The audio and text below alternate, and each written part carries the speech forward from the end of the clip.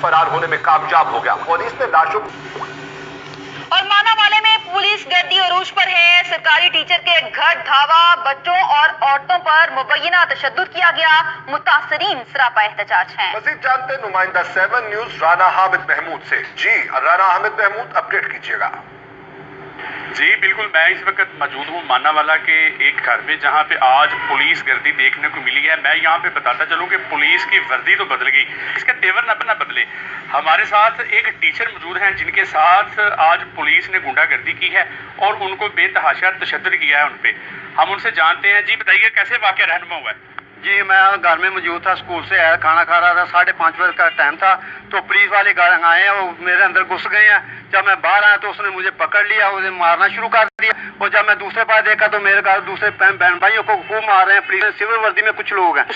شکریہ رانا حامد، آپ نے اپڈیٹ کیا. رخ کرتے ہیں سفت آباد کا، جہاں کے شہری بھی پیٹرولیم مصنوعات کی قیمتوں میں اضافے